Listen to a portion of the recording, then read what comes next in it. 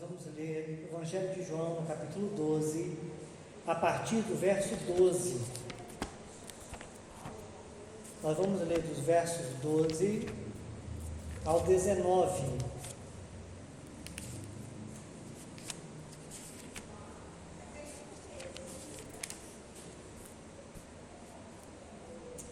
Amém, amados? Nos diz assim a palavra de Deus. No dia seguinte, a grande multidão que tinha vindo para a festa ouviu falar que Jesus estava chegando a Jerusalém. Pegaram ramos de palmeiras e saíram ao seu encontro, gritando: Hosana, bendito é o que vem em nome do Senhor, bendito é o Rei de Israel. Jesus conseguiu um jumentinho e montou nele, como está escrito: não tenha medo, ó cidade de Sião, eis que o seu rei vem, montado num jumentinho. A princípio, os seus discípulos não entenderam isso. Só depois que Jesus foi glorificado, eles se lembraram de que essas coisas estavam escritas a respeito dele e lhe foram feitas. A multidão que estava com ele, quando mandaram Lázaro sair do sepulcro e o ressuscitaram dos mortos, continuou a espalhar o fato. Muitas pessoas, por terem ouvido falar que ele realizara tal sinal milagroso, foram ao seu encontro. E assim, os fariseus disseram uns aos outros: não conseguimos nada. Olhem como o mundo todo vai atrás dele. Vamos orar mais uma vez. Pai, pedimos que Tua graça seja sobre nós, para que possamos compreender, ó Pai, essa palavra no nosso coração. Pedimos a Tua bênção em nome de Jesus. Amém. Queridos irmãos, o evangelista João nos faz saber dessa transição de cenário.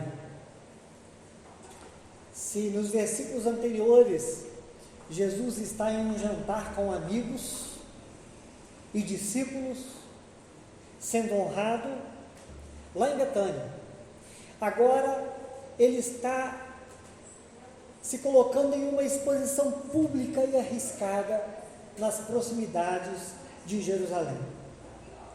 Se dispor a morrer é o seu propósito. Até aqui nós vimos que em várias situações Jesus, ele sai sem que ninguém o veja, ou ele se afasta, mas agora não.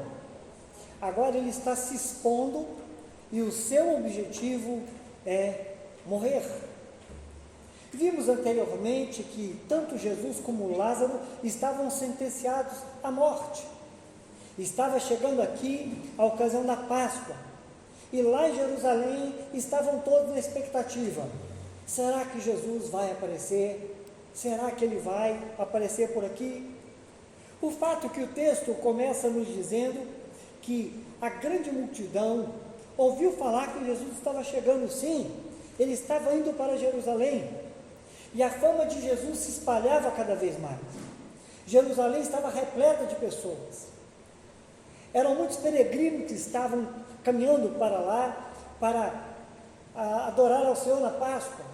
Os habitantes de Jerusalém estavam reunidos, a liderança judaica estava toda lá. Era um grande evento, uma grande festa, gente de todos os lugares, e aqueles que ocupavam o alto círculo judaico lá estavam também. Desde que Jesus iniciou o ministério, todo o ajuntamento preocupava os judeus, porque sempre que Jesus chegava em algum lugar, causava ali um alvoroço, porque todos queriam saber quem era Jesus, queriam rogar a ele por algum milagre, por alguma cura. Alguém queria vê-lo apenas, como aconteceu com Zaqueu, que queria vê-lo passar, mas havia uma curiosidade enorme em relação à pessoa de Jesus Cristo. Pois bem, queridos, estava chegando a hora da morte de Jesus. Faltavam poucos dias. E Jesus estava se aproximando ali de Jerusalém com seguidores que vieram com ele de Betânia. E a notícia se espalha. ouvimos dizer que Jesus está a caminho de Jerusalém. O povo então começa a se mobilizar.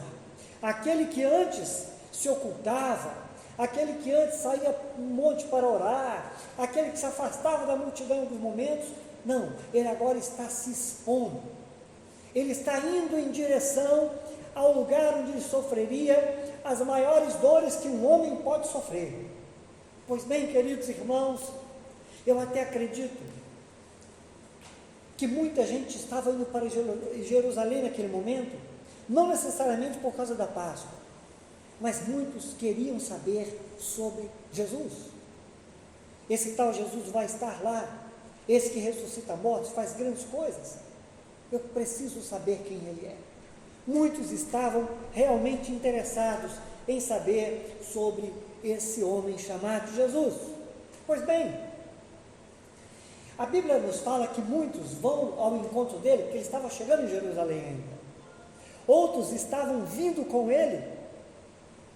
E muitos que ficaram ali, permaneceram ali, começaram a preparar uma recepção para esse afamado homem de Nazaré. Era domingo. E esse domingo passaria a ser chamado Domingo de Ramos, porque colocariam no trajeto onde Jesus passaria muitos ramos, muitas folhas de palmeiras, para que Jesus passasse ali, sendo isso uma atitude de honra para aquele que eles estavam considerando ser um rei. Amados irmãos, o texto nos mostra nos versos 12 e 13, que quando Jesus foi chegando, criou-se ali um grande coro, e certamente não teve nenhum ensaio, não teve nenhuma preparação. Jesus chegou e foi uma surpresa para todos ali. Acontece que quando Jesus estava chegando, o texto mostra que eles estavam recitando um salmo messiânico. O versículo 26 do Salmo 118, porque eles clamavam assim: Hosana, bendito o Rei de Israel, que vem em nome do Senhor. Estava vindo ele. É interessante notar que o título dado para esse trecho do Evangelho é a entrada triunfal. O que nós vemos aqui nos versos 14 e 15 é essa entrada triunfal e o equívoco de uma multidão que estava ali. A primeira coisa que precisamos entender, irmãos, é que triunfo é o nome dado a uma situação onde há uma situação de vitória, uma vitória em uma guerra. Triunfar é vencer uma grande batalha. E ocorre que essa performance humilde de Jesus certamente não era nada triunfal aos olhos de Roma. Não havia nada de glamuroso ali. Era um desfile muito simples e não impressionava os romanos, que estavam acostumados com eventos que esbanjavam poder e glória. Algo aparente, algo visivelmente grande. Não, Jesus chegava com um monte de gente simples e ele sobre um simples jumentinho.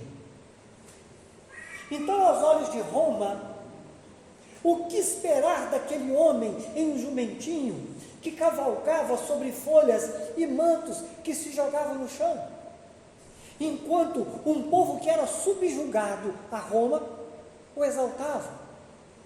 Certamente os romanos que estavam por ali olhavam aquilo, desdenhando da situação, sem nenhuma expectativa de nada grande, de nada preocupante, de nada perigoso para eles, diferente dos judeus, dos principais judeus, que estavam profundamente preocupados com a repercussão que Jesus causava entre todo o povo.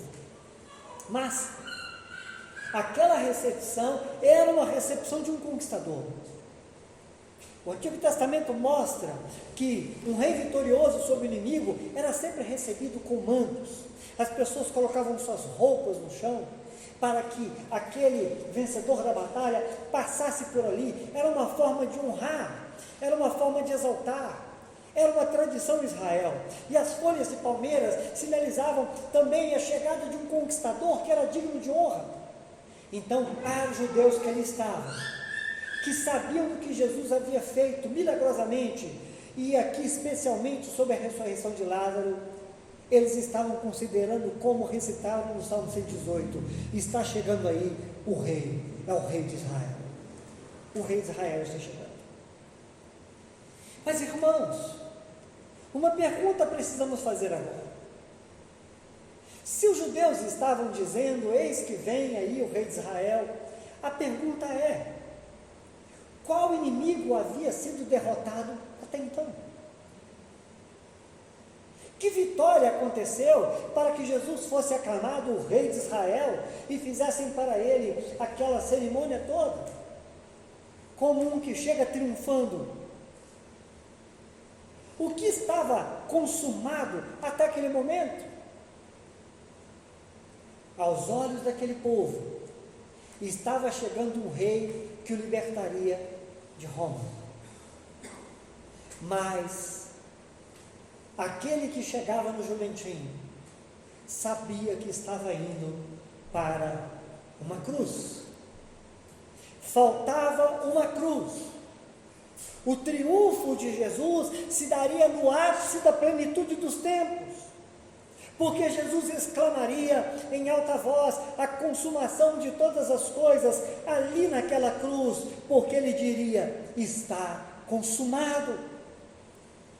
E ele diria depois para a igreja que continuasse a anunciar a sua vitória sobre a morte, sobre o pecado, sobre todas as coisas, a sua vitória. O texto nos faz entender, irmãos, que o que estava acontecendo aqui nesse momento era o cumprimento de uma profecia de Zacarias 9:9, porque está escrito lá em Zacarias, e foi repetido aqui pelo evangelista João: não temas, ó filha de Sião, eis que teu rei vem assentado sobre o filho de uma jumenta.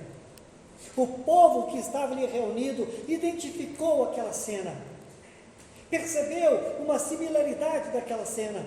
Filha de Sião faz referência à cidade de Jerusalém, e Jesus entrar em Jerusalém daquela forma era um anúncio claro de que ele era o rei Messias, e o povo começou a dizer, eis que vem aí o rei de Israel. A expectativa, irmãos, daqueles que estavam recepcionando Jesus, era muito viva naquele momento. O rei chegou, ele está entre nós. Algo extraordinário está para acontecer aqui. Essa era a expectativa daquelas pessoas. A profecia está se cumprindo. Venha a nós aquele que ressuscita mortos. Se ele ressuscita os mortos, se a morte se submete a ele, o que mais não podemos esperar deste homem? O que mais não podemos esperar dele? Venha a nós este que ressuscita mortos. Veremos grandes coisas. Amados irmãos, nós podemos imaginar que aqueles judeus que estavam ali vendo Jesus chegar e que diziam, eis que vem a nós o rei de Israel. Eu imagino, irmãos, que eles estavam imaginando, pensando e sonhando naquele momento, com Roma se prostrando diante deles. A Páscoa estava próxima. Era uma comemoração da libertação da escravidão do Egito. E não há nada mais significativo para o povo de Israel do que aquela data. Na época da Páscoa, vem chegando o rei de Israel, eu imagino que eles ficaram pensando, vai acontecer algo extraordinário entre nós. Eles estavam empolgados, muito empolgados. Mas tem uma coisa, Jesus não chegou em um cavalo de guerra para vencer homens armados, mas chegou em jumentinho para vencer algo que destrói e vence a humanidade, a saber, o pecado. Jesus não chegou ali para destruir o exército romano. Jesus chegou ali para destruir o pecado. O verdadeiro problema de todo homem. Cabe aqui uma observação. O Evangelho de Lucas registra que, nesse mesmo momento, enquanto o povo se alegrava com a chegada de Jesus a Jerusalém, Lucas ele escreve que Jesus chorou. Jesus chorou, porque ele sabia das consequências que viriam sobre aquele lugar por causa da dureza do coração do homem. Irmão, Jerusalém significa lugar de paz. Jesus estava chegando no lugar de paz, sabendo, entretanto, que ali se estabeleceriam grandes guerras, muitas dores. E uma coisa também importante de se lembrar aqui, irmãos, é que quando Jesus nasceu, logo no seu nascimento, os anjos anunciaram paz na terra. Mas Jesus, nos capítulos seguintes, lá no Lucas 12, 51, Jesus afirmaria que a sua mensagem causaria conflitos até entre os mais chegados. Jesus disse o seguinte: olha, cuidai vós que vim trazer paz à terra? Não, vos digo, mas antes dissensão. A mensagem de Jesus seria o motivo de muitas divisões e muitos conflitos. E é exatamente o que estava acontecendo naquele momento ali. A mensagem de Jesus estava causando muitas divisões e muitos conflitos. Mas, querido, todavia, Lucas também registra que na entrada de Jesus em Jerusalém, o povo estava dizendo uma outra grande verdade: paz no céu. O povo dizia: bendito o rei que vem em nome do Senhor. E na sequência, bradaram: paz no céu e glória nas alturas. Meus irmãos, precisamos entender uma grande verdade. A plena paz, a paz absoluta, a paz total, só existe no céu. Só no céu. É por isso que quando Jesus entra, Lucas registra paz no céu e glória nas alturas.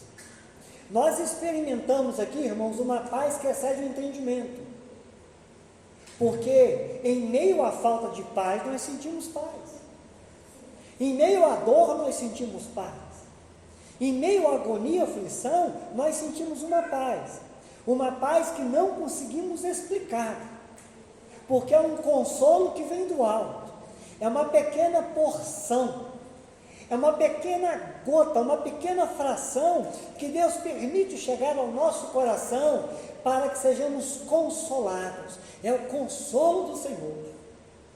Mas a paz plena, total, absoluta, só existe no céu. Mas o príncipe da paz estava ali. O príncipe da paz está conosco, para que não nos falte esse consolo tão necessário, tão importante. Portanto, a paz que Jesus trouxe foi a reconciliação entre os homens e Deus, e não a reconciliação entre os homens de Deus e os homens das trevas. Não haverá paz total enquanto não estivermos vivendo na presença do príncipe da paz. Portanto, queridos, Jesus deixa claro que estava ali se entregando para uma morte substitutiva, para tornar justificado o seu povo. Sua batalha era contra o pecado que sentenciava a humanidade à morte. E essa sentença à morte era um juízo de Deus. A sua morte traria paz entre os homens e Deus. Qual é o problema aqui? A questão, meu querido irmão, é que isso foi uma decepção para aquelas pessoas que estavam ali. Jesus decepcionou aquelas pessoas. Jesus aborreceu profundamente aquelas pessoas, porque eles estavam esperando, ele vai descer desse jumento, e do jeito que ele mandou o morto sair da sepultura, ele vai começar a dar ordens aqui a anjos, vai começar a acontecer como contaram nossos pais. Vai começar a acontecer coisas extraordinárias, como toda a palavra do Antigo Testamento nos mostra. Ele vai descer desse jumentinho e vamos ver coisas extraordinárias. Mas não aconteceu nada disso. E eles ficaram super decepcionados. É por isso que essa mesma multidão que estava ali jogando os mantos no caminho de Jesus ia passar, abanando folhas de palmeiras, fazendo um caminho de homenagem para Jesus, essas mesmas pessoas bradariam depois: crucificam. Essas mesmas pessoas diriam depois: crucificam. Sabe o que nós entendemos aqui dessa passagem? Só Jesus sabia o que estava acontecendo naquele momento. Não tinha ninguém entendendo nada.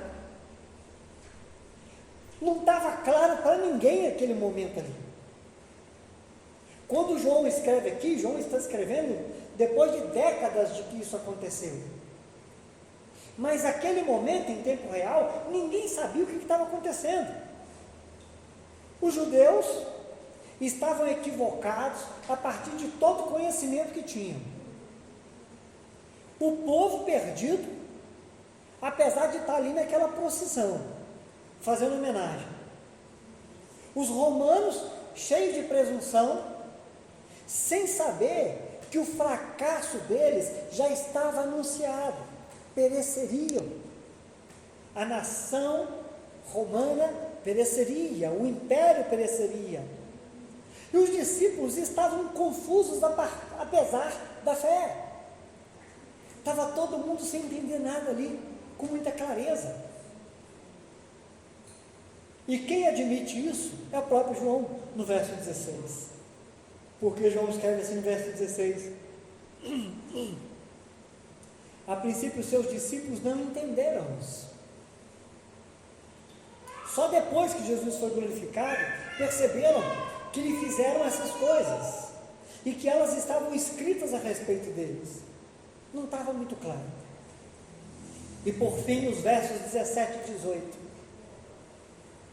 vão mostrar que aqueles que viram Lázaro ressuscitar não pararam de testemunhar, continuaram a contar para todo mundo do que tinha acontecido. E a insatisfação dos judeus, somada à frustração deles, fez com que eles temessem ainda mais. O que a gente vai fazer agora? Nada do que nós fizemos fez esse homem parar. Ele continua pregando, as pessoas falam sobre ele, as pessoas testemunham sobre a ressurreição de Lázaro, e a multidão só vai se aglomerando em volta dele. Como que a gente vai parar esse tal de Jesus? E é nessa hora, irmãos, que eles precisam tomar uma decisão muito inadequada para aquele momento de festa. Vamos matar ele na Páscoa mesmo. Vamos dar um jeito de acabar com esse homem agora. A gente não pode esperar mais. Porque foi isso que eles disseram. Não conseguimos nada. E olha, o mundo todo está indo atrás dele. Ou a gente para definitivamente esse Jesus, ou nós vamos perder tudo o que nós estamos construindo por aqui. Pois bem, queridos, eu quero dar aqui uma conclusão e depois fazer algumas aplicações para a nossa vida sobre essa passagem que foi lida aqui. chegar daquela forma e ser aclamado pelo povo, instigou os judeus a clamarem definitivamente a morte de Jesus. Agora, note, a sua chegada foi tão simples, e sempre foi muito simples. A gente deve se lembrar que, primeiro, Jesus nasceu do ventre de uma mulher simples. Depois foi colocado em uma manjedoura, não teve um berço esplêndido. Depois ele teve uma vida simples. Agora João nos mostra que quando ele assume a posição de rei de Israel, como descendente de Davi, uma promessa do Antigo Testamento se cumprindo ali, ele também faz isso com toda a simplicidade. Ele tornava inimaginável para todos ali o que aconteceria depois, a gloriosa ressurreição e a sua assunção aos céus. Irmãos, conseguem imaginar que até aquele momento os discípulos que andavam com Jesus viam-no ali com aquele aspecto simples, com uma vida simples, como um homem normal, como um homem comum, que sentia fome, que sentia sede e que até parava e sentava para descansar.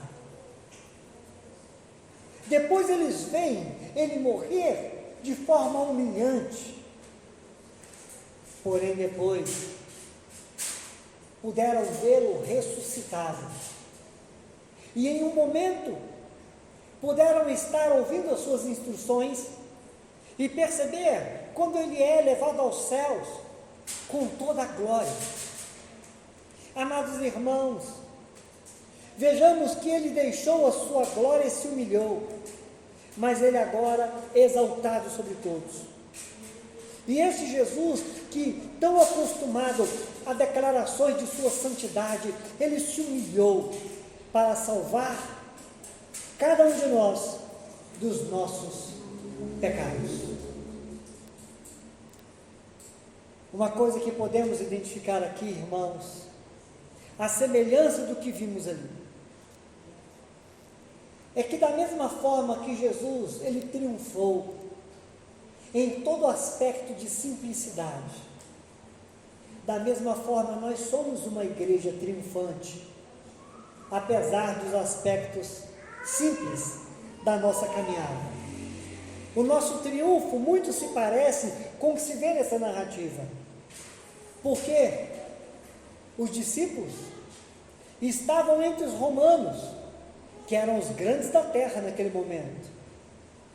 Os discípulos estavam entre os poderosos que desprezavam Jesus.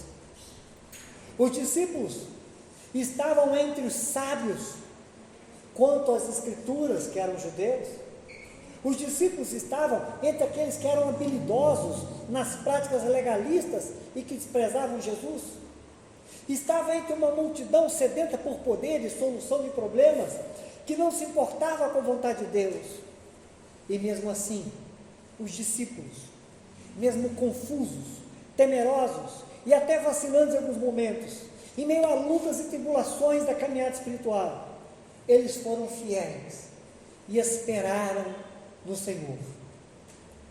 A vida daquele povo ali, junto de Jesus, parecia algo insignificante, parecia algo desprezível, mas ao contrário do que todos pensavam, Deus estava com eles, e algo extraordinário estava acontecendo através da vida deles.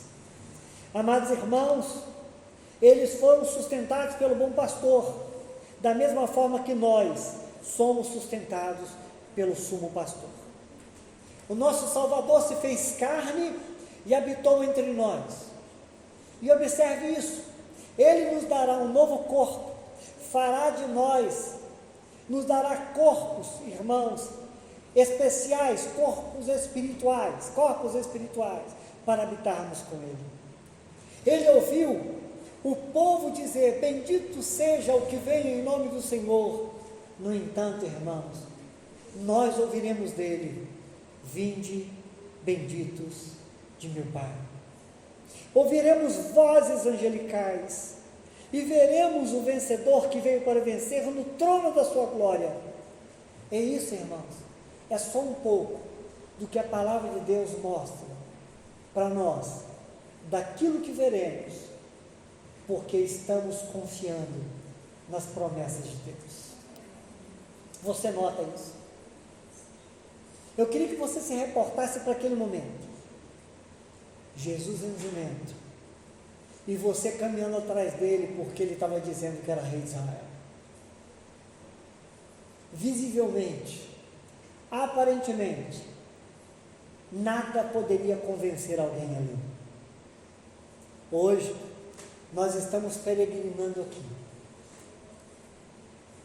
numa condição em que muitas das vezes somos chamados de tolos, de pessoas de mente limitada, de pessoas que estão com a cabeça travada em ilusões. Mas nós sabemos que veremos coisas gloriosas da parte de Deus, como todos aqueles discípulos puderam experimentar. Algumas aplicações, irmãos, para a nossa vida, para encerrarmos. Uma primeira aplicação é que às vezes nós agimos como uma multidão. Muitos dão boas-vindas para Jesus, na esperança de receber dele vitórias sobre apenas os problemas dessa vida, mas não olham para Jesus esperando uma vitória sobre o próprio pecado. Meus irmãos, sempre que você olhar para Jesus, é importante você ter claramente aí no seu entendimento de que ele veio para te libertar dos seus pecados. Preste atenção numa coisa: para todos aqueles judeus que estavam ali acompanhando Jesus e dizendo: Hosana, eis que vem aí o rei de Israel, entenda uma coisa: Jesus não precisava e nem deveria morrer para eles. Eles queriam que Jesus permanecesse vivo e fazendo grandes coisas por eles. Mas a grande coisa que Jesus veio para fazer dependia exatamente da sua morte, que era a morte substitutiva. Portanto, vamos entender isso. Somente Jesus poderia pagar o preço pelo resgate do seu povo. Ele não poderia ser um rei vivo. Ele tinha que ser um rei que morresse pelo seu povo. Nisso consistia a salvação do seu povo. Uma segunda aplicação é que muitas das vezes, irmãos, nós somos como os discípulos. Vocês se lembram que foi citado aqui que os discípulos não entenderam muito bem aquela situação até a glorificação de Jesus Cristo? Isso é muito importante a gente entender. Sabe por quê, queridos? É porque eles só depois perceberam que tudo que estava acontecendo ali era cumprimento da palavra de Deus. Muitas das vezes na vida da gente, a gente só vai perceber o que Deus está fazendo quando a gente olhar para trás. Olha para trás, meu irmão, e você vai perceber as coisas que Deus já fez na sua vida. Olha para trás e você vai fazer como os discípulos. Você vai entender que Deus estava cumprindo a palavra dele na sua vida, em acontecimentos dos quais, no momento, você não entendia nada. A mesma coisa, eu digo para você, amanhã, você vai se lembrar de coisas que estão acontecendo na sua vida hoje, e você vai entender coisas que você não entende hoje. Guarda isso no seu coração, meu irmão. Amanhã você vai olhar para trás e você vai dizer: louvado seja o nome do Senhor, que estava fazendo grandes coisas na minha vida naquele momento, coisas que eu não entendia, mas agora eu entendo. Deus é soberano e é fiel. Uma terceira e última aplicação. Sabe por que o testemunho de Lázaro foi tão eficaz? Olha só. O testemunho de Lázaro aconteceu em Betânia. Muita gente passou a seguir Jesus e a caminhar com ele. Lá em Jerusalém, tinha já uma notícia espalhada entre o povo sobre a ressurreição de Lázaro. E quando chegam lá, continuam a falar sobre Lázaro. Por isso, eu digo que o testemunho de Lázaro foi muito eficaz. O testemunho de Lázaro foi algo tremendo, amados irmãos. Sabe por que foi tão eficaz? Porque quando as pessoas iam até Lázaro, eles viam um morto que ressuscitou. As pessoas iam lá para conferir. E quando eles chegavam, eles viam um morto que ressuscitou. Porque se eles encontrassem um morto em decomposição, eles não iam se interessar por Jesus. Percebe isso? Jesus ressuscitou Lázaro. Vamos lá para ver se Lázaro chegava lá e via a verdade. Está aqui um homem que já não cheira mal. Está aqui um homem que fala. Suas faculdades intelectuais estão ativas. Ele tem todos os sentidos, ele caminha, ele conversa, ele pensa, ele age. Ele foi totalmente restaurado. Sim, ele ressuscitou. Então, por causa disso, eles acreditavam em Jesus. Queridos, duas coisas importantes para considerarmos então. Precisamos contar para todos sobre o que Jesus fez e faz. Precisamos contar para todos sobre o que Jesus fez e faz. E a segunda coisa, precisamos ser novas criaturas, para que olhando para nós, as pessoas acreditem que Jesus fez e faz. Concluindo então, devemos esperar que Jesus volte, sabendo que, dessa vez, nós não o veremos sobre um jumentinho. Ele virá. Vamos orar. Pai, que tua graça seja sobre nós. Que teu amor, ó Pai, tome o nosso coração. Só possa fortalecer a nossa vida, Pai, para a honra e para a glória do teu nome. Nós pedimos ao Senhor, Pai, estenda as tuas mãos sobre nós. Queremos, ó Pai, viver o Evangelho do Senhor com inteireza de coração. Queremos, ó Deus, ser usados pelo Senhor grandemente. Queremos, ó Pai, que todos olhem para nós e vejam que o Senhor ressuscita mortos. Queremos testemunhar, ó Pai, sobre a obra que o Senhor fez na nossa vida, para que o teu nome seja exaltado, para que todos confiem e acreditem em Ti. Pedimos a Tua bênção, Pai. Fortalece a vida do Teu povo nessa noite e cumpra na nossa vida toda a Tua vontade, em nome de Jesus Cristo. Amém. Amém, amados irmãos. Louvado seja o nome do Senhor. Nós estamos caminhando para o encerramento desse culto.